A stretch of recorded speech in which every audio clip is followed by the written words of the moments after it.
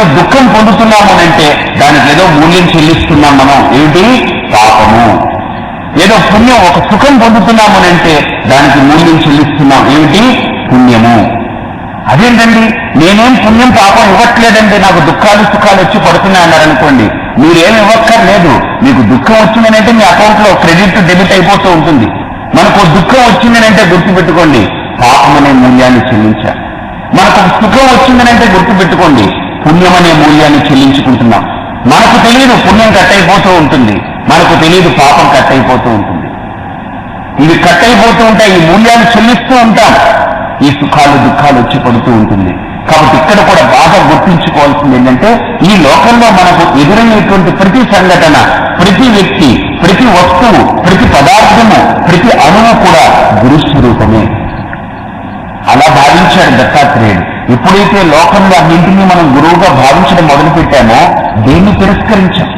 అందుకని ఆయన ఆవిర్భవించి దేన్ని తిరస్కరించక్కర్లేదన్నాడు. ఆయన అంతా గురుమండలమే అన్నాడు, గురు స్వరూపమే అన్నాడు. ఇక మూడో అవతారం ద్వాపర యుగం వచ్చింది. వ్యాసుడు. మొట్టమొదటి యుగంలో దక్షిణామూర్తి ఏమీ మాట్లాడలేదు. రెండో యుగంలో దత్తాత్రేయుడు వారు కూడా ఏం మాట్లాడలేదు. అన్ని గురువుగా స్వీకరించవయ్యా, అవే నీకు నేర్పుతూ పోతుంటాయన్నాడు ఆయన. ఒక నది నీకు గురువు, ఒక సూర్యుడు నీకు గురువు, ఒక పురుగు నీకు గురువు, ఒక పాము నీకు గురువు, ఒక కుక్క నీకు గురువు. ప్రతిదీ గురువు గురువు గురువు గురువుగానే బోధించారు. కానీ ద్వాపర యుగం వచ్చింది, వ్యాస మహర్షిగా ఆవిర్భవించాడు శ్రీమన్నారాయణుడు. వ్యాసాయ విష్ణు రూపాయ వ్యాస రూపాయ విష్ణవే నమో వై బ్రహ్మనిదయే వాసిష్ఠాయ నమో నమః. ఆయన ఎలా ఉన్నాడు వ్యాసుడనంటే చాలా అద్భుతంగా చెప్తారు. అవికారాయ శుద్ధాయ నిత్యాయ పరమాత్మనే తదేక రూపరూపాయ విష్ణవే సర్వజిష్ణవే వ్యాసం వశిష్ఠనత్కారం శక్తేః పౌత్రమకల్మషం పరాశరాత్మజం వందే సుఖతాపంతపోనిధిం. వ్యాసుడు పవిత్రమైనటువంటి మూర్తి. ఆయన దర్శించి ఈ వేదాలని, శాస్త్రాలని, ఇతిహాసాలని, పురాణాలని, అన్ని వాంగ్మయాల్ని గ్రంథ రూపంలో మనకు అందించాడు ఆయన. అందుకని వ్యాసోత్తిష్టం జగత్ సర్వం అంటారు. వ్యాసుడు ఉత్తిష్టమే ఈ జగత్తు. మనం ఈ రోజు ఇలా కూర్చున్నామంటే ఆయన వ్యాస ప్రసాదాశ్రితవాన్ అంటాడు ఆయన. సంజయుడు కూడా ధృతరాష్ట్రుడి దగ్గర వ్యాసుడి యొక్క అనుగ్రహం వల్ల నీకు చెప్పమని నన్ను నియమించాడు కనుక నేను అర్జునుడి స్థానంలో లేకపోయినా కృష్ణుడు ఏం మాట్లాడాడో, అర్జునుడు ఏ ప్రశ్న వేశాడో, కృష్ణుడు ఏ సమాధానం చెప్పాడో, అయ్యా వ్యాసుడి యొక్క అనుగ్రహం వల్ల ఇవన్నీ వినే భాగ్యం నాకు వచ్చిందంటాడు సంజయుడు. కాబట్టి ఈరోజు మనం మాట్లాడుకుంటున్నామంటే ఏదైనా ఒక అక్షరం, ఒక వాంగ్మయం మన భారతదేశానికి అందింది అంటే, ఈరోజు భారతదేశానికి ఏ ఖనిజ వనరులు లేకపోయినా, ఆర్థిక వసతులు లేకపోయినా, పర్యావరణంలో ఏ రకమైనటువంటి అందము, ఆకర్షణ, అది ఇది ఏమీ లేకపోయినా భారతదేశం ఇప్పుడు దారిద్ర్యానికి లోనవ్వదు. ఎందుకు తెలుసండి? ఇంత ధారశక్తి ఉంది, ఇంతమంది దేవతలు ఇక్కడ తిరుగుతున్నారు. మనకి ఇప్పుడు లోటురాదు, ఇప్పుడు లోటురాదు. కానీ బ్రతుకుని హాయిగా వెళ్ళవేయడం చేతకాక నానా కష్టాల పాలు చేసుకొని మనం చేసే పనులన్నీ కూడా నానా కష్టాల పాలు, నానా తిప్పల పాలన్నమాట.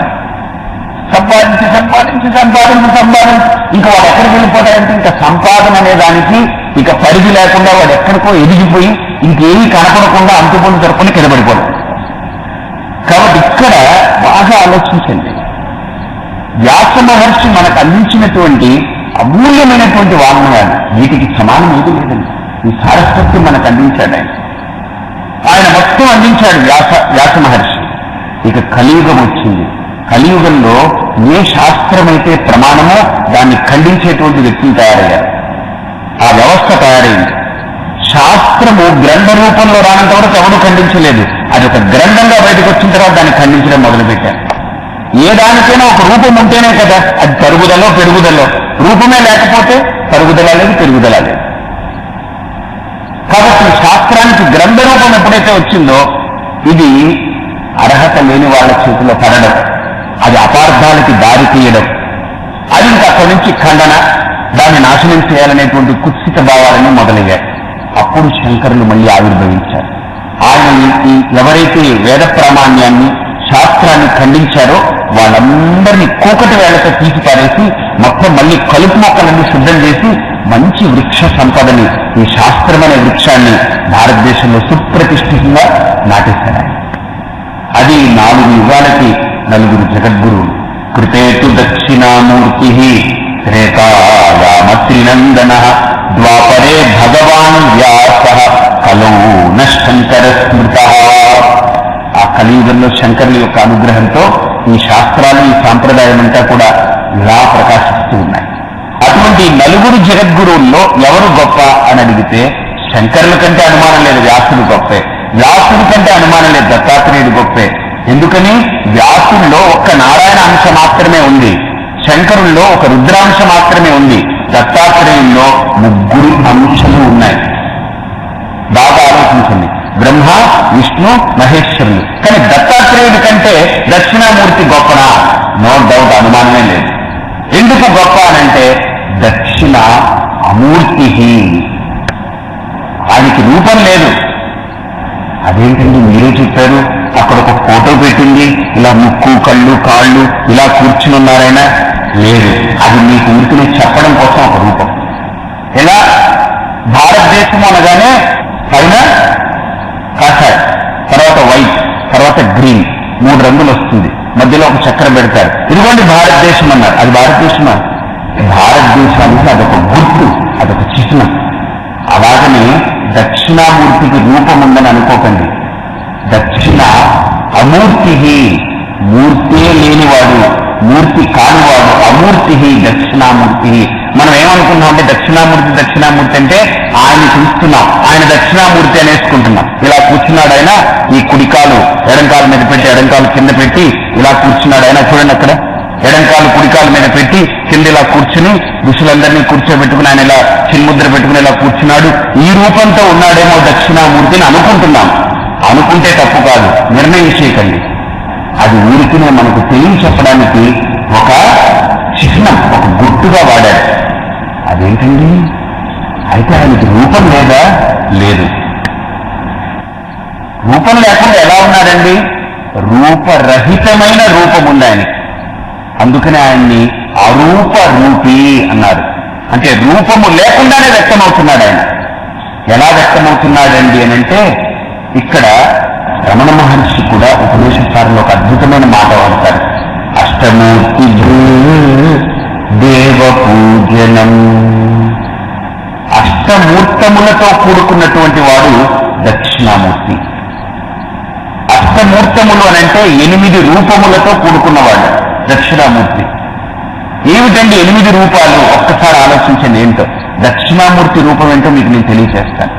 ఏమిటి 8 రూపాలు? ఏమిటి దక్షిణామూర్తికి అంటే, అష్టాభిర్యస్య కృష్ణం జగదః తనుభిః బిభ్రతో నాభిమానః. అష్టాభిః యస్య కృష్ణం జగదః తనుభిః బిభ్రతో నాభిమానః. అంటే 8 మూర్తాలు కలిగి ఉన్నవాడు దక్షిణామూర్తి. ఏమిటి 8 మూర్తాలు అని అంటే, అందులో ముందు 5 మూర్తాలు: ఆకాశం, వాయు, అగ్ని, నీరు, భూమి. ఈ 5 ఆయన మూర్తాలు, ఆయనకి రూపాలు. ఇవన్నీ ఎక్కడున్నాయండి? అక్కడ చూడండి. దక్షిణామూర్తి యొక్క కుడి చేతికి పైన 2 చేతులు ఉంటాయి, క్రింద 2 చేతులు ఉంటాయి, 4 చేతులు ఉన్నాయి. పైన కుడి చేతిలో ధమరుకం ఉంటుంది. ధమరుకం అంటే డంక ఇలా మోగిస్తారు కదా, అది ఎందుకు ఉండాలి? డమరుకం అక్కడ లేదు, యాక్చువల్గా డమరుకం పెట్టాలి. ఢమరుకము అక్షమాల 2 ఉంటుంది. ఆ ఢమరుకం ఎందుకు పెడతారు అని అంటే, ఢమరుకం ఆకాశానికి సంకేతం. ఆకాశానికి సంకేతం డమరుకం.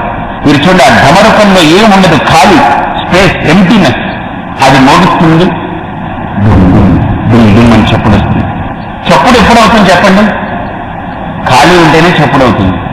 ఒక బిందులో నీళ్లు నిండుగా పోసి కొట్టండి, చప్పుడు రాదు. బింది ఖాళీ చేసి కొట్టండి. ఇప్పుడు ఘటం వాయిస్తారు కదా కచేరీల్లో, ఆ ఘటంలో ఊక లేకపోతే మట్టి, సిమెంట్ అంతా వేసి శుభ్రంగా కవర్ చేసి ప్యాక్ చేసి వాడికి ఇచ్చి వాయించమనండి, చేతులు పోతాయంటే ఏం రావు. అదే ఖాళీ కొండ దాన్ని బోరించి కొడతారు. ఖాళీగా ఉంటే చప్పుడు వస్తుంది. అంటే చప్పుడు కొండ నుంచి రావట్లేదు. దాన్ని బట్టి చూస్తే కొండ నుంచి వచ్చిన ఆ కొండ ఖాళీగా ఉంటేనే చప్పుడు చేస్తుంది. అంటే ఆ శబ్దం ఎక్కడి నుంచి వచ్చింది? ఖాళీ నుంచి పుట్టింది. ఖాళీ అంటే ఏంటి? స్పేస్. స్పేస్ అంటే ఏంటి? ఆకాశము. ఆకాశంలో నుంచి శబ్దం పుట్టింది. శబ్ద గుణకమాకాశం. ఆకాశం యొక్క గుణం ఏంటంటే శబ్దాలను ఉత్పత్తి చేయడమే. కాబట్టి ఆకాశం నుండి శబ్దం వచ్చింది. దానికి సంకేతంగా ఆయన చేతిలో ఢమరుకం ఉంటుంది. ఆకాశం నుండి ఏమొచ్చింది? వాయువు. దక్షిణామూర్తి యొక్క జటాలను చూస్తే ఇలా విరబోసి కట్టింటుంది. బంధనం. ఎందుకు బంధనం అని అంటే వాయువుకి ఎగిరిపోకుండా బంధనం అన్నమాట. వాయువుని బంధించి ఉంచడం, అది వాయువుకి సంకేతం. ఇకపోతే ఈ చేతిలో అగ్ని ఉంటుంది చూడండి, అవతల చేతిలో నిప్పు వెలుగుతుంటుంది. యువతల ఢమరుకం పెట్టాలి, అది పెట్టలేదు అక్కడ. యాక్చువల్గా అగ్ని అటువైపు ఉంటుంది, ఇటువైపు ఢమరుకము అక్షమాల ఉంటుంది. మాల ఢమరుకం కలిపి ఉంటుంది. ఈ అగ్ని పంచభూతాల్లో ఆకాశాద్ వాయు వాయోరగ్ని. ఈ అగ్ని నుండి నీళ్లు పుట్టింది కదా, ఆయన శిరస్సు మీద గంగ ఉంటుంది చూడండి. అక్కడ ఆ శిరస్సు శిరోజాలం మీద వెనక పక్క గంగను పెట్టుంటారు ఇక్కడ. కాబట్టి నీళ్లు. ఇక మొత్తం రూపం ఉంది చూసారా, మట్టితోటో రాయితోటో తయారు చేస్తారు కదా, అది పృథివీ తత్వం. కాబట్టి కుడి చేతిలో పైన ఆకాశం, పైన ఎడమ చేతిలో అగ్ని, జటాజుటాలు బంధించి వాయువు, పైన జలం, మొత్తం ఐదులంతా కూడా భూమి.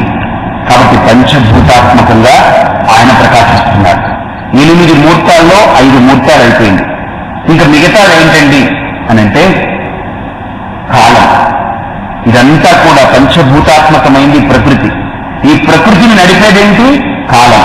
కాబట్టి దక్షిణామూర్తికి కుడివైపు సూర్యుడు, ఎడమవైపు చంద్రుడు ఉంటాడు. అంటే సూర్యుడు ఎవరు అనంటే పగటిని నడిపించేటువంటి వాడు, పగలంతా వాడు నడిపిస్తాడు. రాత్రిని నడిపించేవాడు చంద్రుడు. ఇలా రాత్రి పగలు కలిస్తే ఒక్క రోజు అవుతుంది. ఇలాంటి రోజులు 365 అయితే ఒక సంవత్సరం. ఇలాంటి సంవత్సరాలు కొన్ని వందలైతే ఇలాగా కాలం గడుస్తూ ఉంటుంది. కాబట్టి కాలాన్ని గణించడానికి, కాలాన్ని నడిపించడానికి సూర్యచంద్రులే కాలపురుషులు. కాలానికి సంకేతంగా సూర్యుని చంద్రుణ్ణి పెట్టుకున్నారు. ఇలా ఇద్దరు. 5 + 2 7. అంటే పంచభూతాలు దేశం, సూర్యచంద్రులు కాలం. దేశము కాలము. ఇకపోతే ఆయన కాళ్ళ దగ్గర 9 కూర్చుని ఉంటారు ఋషులు. ఈ 9 దేనికి సంకేతం అనంటే అసలు ఈ సృష్టి మొత్తంలో 4 జీవరాశులు ఉన్నాయి, 5వ జీవరాశి లేదు. ఏంటనంటే ఉద్బీజం, అంటే విత్తనాలను చీల్చుకుంటూ పుట్టినటువంటి జీవరాశులు. ఏంటంటే చెట్లు, లతలు, తీగలు, ఇవన్నీ కూడా, ఇవన్నీ చెట్ల నుంచి వచ్చింది, విత్తనాల నుంచి వచ్చింది. ఇక రెండోది అండజం. అండజం అంటే గుడ్డు నుంచి వచ్చింది. ఈ కోడి, బాతు, మొసలి, పాము, ఇవన్నీ గుడ్ల నుంచి వచ్చింది. రెప్టైల్స్ అంటారు. వీటికి చివరన కొంత తోకలు ఉంటాయి, ఈకలు, తోకలు ఇవన్నీ ఉంటాయి, గుడ్డు నుంచి వచ్చిన వాటి. ఇకపోతే మాయిశ్చర్ నుంచి వచ్చింది స్వేదజం. అంటే నాచు, పాచి, నీళ్ల నుండి, చెమ్మ నుండి పుట్టింది. ఏమిటి? ఈ బ్యాక్టీరియా కానీ, ఫంగస్ కానీ, వైరస్ కానీ, ఇవన్నీ క్రిములు, సూక్ష్మ క్రిములన్నీ కూడా 21 లక్షలు. గుడ్డు నుంచి పుట్టినటువంటి జీవరాశులు 21 లక్షలు. విత్తనాన్ని చీల్చుకుంటూ పుట్టినటువంటి జీవరాశులు 21 లక్షలు. ఇకపోతే జరాయుజం అంటే మ్యామల్స్ అంటారు. అంటే తల్లి గర్భాన్ని చీల్చుకుంటూ బయటకు వచ్చింది. అంటే ఆవు, ఏనుగు, పులి, కుక్క, పంది, మనిషి, ఇటువంటివన్నీ కూడా, కోతి, ఇటువంటి జీవరాశులు ఇవన్నీ కూడా 21 లక్షలు. కాబట్టి విత్తనాన్ని చీల్చుకుంటూ వచ్చి 21 లక్షలు. అలాగే గుడ్డు నుండి బయటకు వచ్చినటువంటి 21 లక్షలు. నాచు, పాచి నుండి, ఈ చెమట నుంచి అంటే తడి నుంచి పుట్టుకొచ్చినటువంటి క్రిములు 21 లక్షలు. తల్లి గర్భాన్ని చీల్చుకుంటూ పుట్టింది 21 లక్షలు. ఇలా వెరసి మొత్తం కలిపితే 84 లక్షల జీవరాశులు. ఈ 84 లక్షల జీవరాశులు 4 తెగలే. అందుకే 4 తెగలకి సంకేతంగా 9 జీవరాశులను అక్కడ కూర్చోబెట్టారు. కాబట్టి జీవకోటికి సంకేతం. కాబట్టి పంచభూతాలు 5 దేశము, కాలపురుషులు సూర్యచంద్రులు 2 కాలానికి సంకేతం 2 7 జీవకోటికి సంకేతంగా 9 కూర్చోబెట్టారు. ఒకటే, అది ఒకటి. ఇలాగా 8 మూర్తాలతో కూడుకున్నవాడు దక్షిణామూర్తి. పంచభూతాలు, కాలము, జీవులు, వీళ్ళందరినీ కలిపితే 8 కలిసినటువంటి వాడు దక్షిణామూర్తి. అంటే దక్షిణామూర్తి అంటే ఎక్కడో కూర్చున్నాడు అనుకోకండి. ఎక్కడ ఈ తత్వాలు ఉంటాయో అదంతా దక్షిణామూర్తి.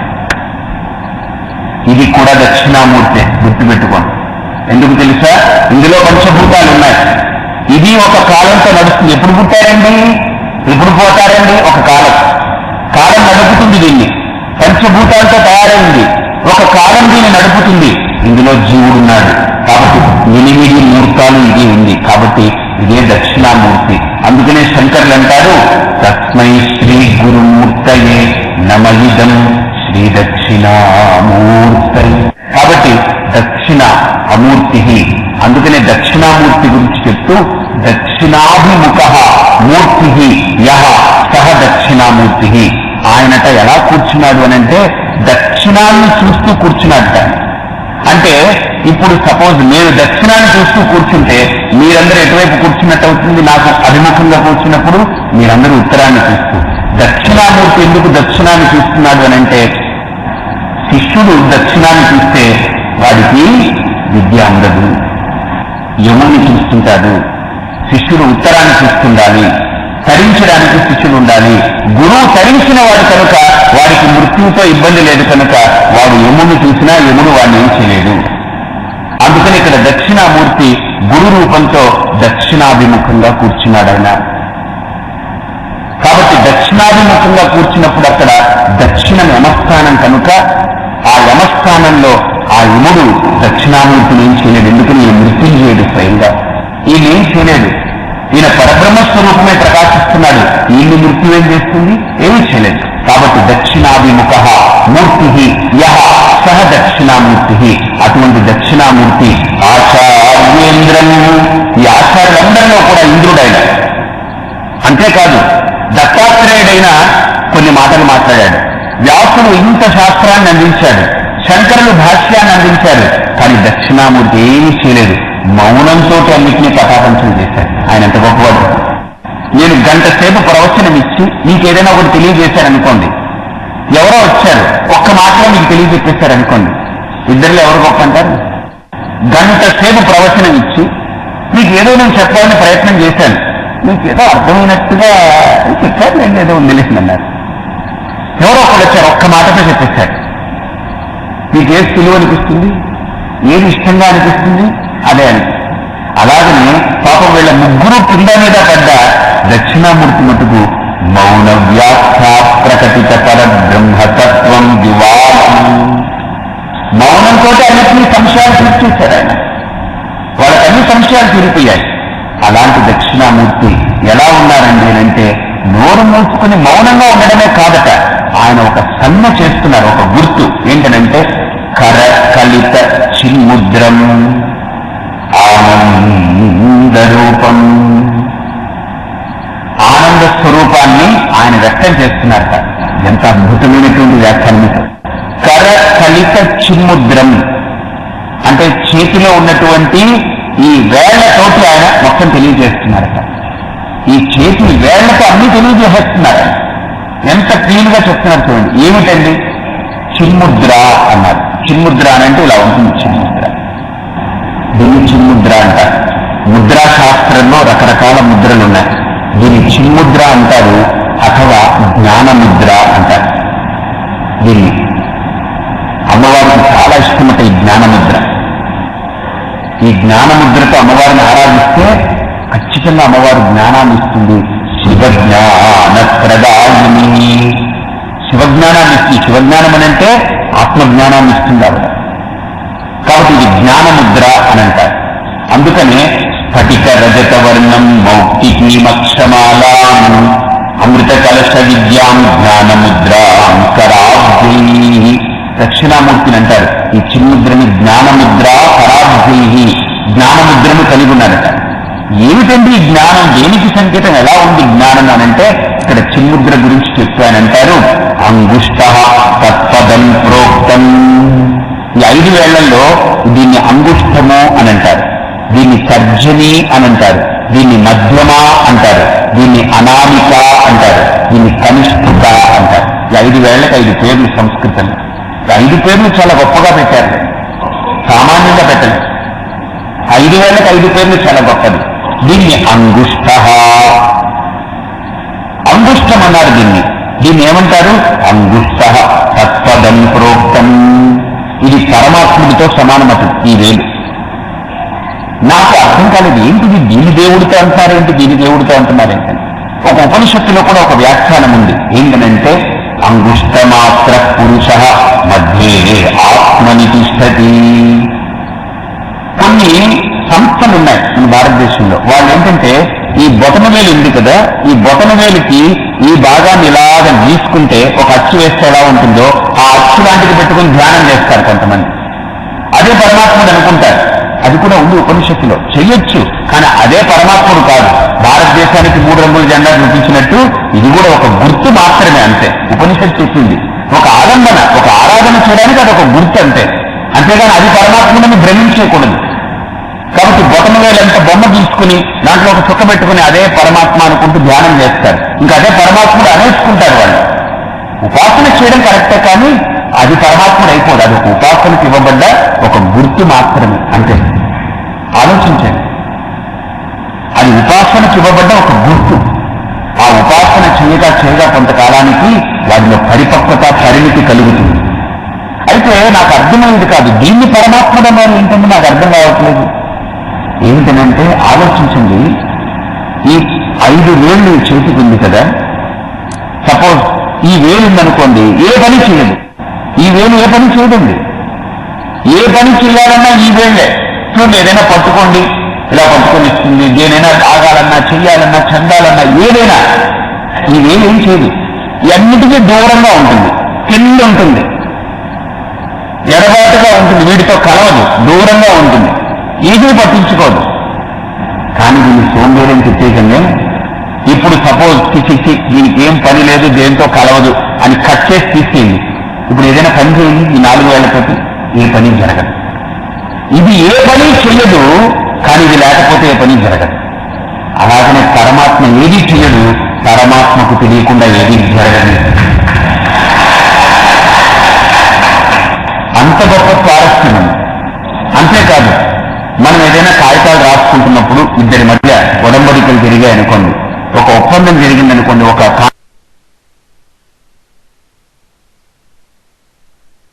అనుకోండి, సంతకాలు పెడతారు. ఈ సంతకాలు ఎవరైనా ఫోర్జరీ చేసేయచ్చు, కానీ దీంతో ఇలా పెట్టి ఇలా వేశారనుకోండి, దీన్ని ఈ చేతి వేలు వేస్తారు కదా ముద్ర, వేలు ముద్ర వేసేటప్పుడు ఏ వేలైనా వాడతారండి, ఏ వేలైనా వాడుకోవచ్చు కదా. ఇదైనా వాడుతుంది, ఏదైనా వాడుతుంది, ఏదైనా వాడచ్చు. ఏది వాడరు, ఎందుకు ఇది వాడతారు? పరమాత్మ యొక్క ఉనికిని అక్కడ తెలియజేస్తుంది. నా ఉనికిని పరమాత్మతో జత కలిపి తెలియజేస్తున్నామన్నమాట. వేలు ముద్ర వేసేటప్పుడు ఇదే వాడతారు చూడండి. ఇక రెండో అంశం ఏంటి తెలుసండి, ఒకే తల్లి కడుపులో 4 పిల్లలు పుట్టారనుకోండి, 4 వేలు ముద్రలు తీసుకోండి, 4 రకాలుగా ఉంటాయి. ఈ ప్రకృతిలో ఎన్ని కోట్ల మంది ఉంటే అన్ని కోట్ల మంది వేలు ముద్రలు తీసుకోండి, అన్ని రకాలుగా ఉంటాయి. అందుకని వేలు ముద్ర వేయమంటారు. ఇది పరమాత్మ.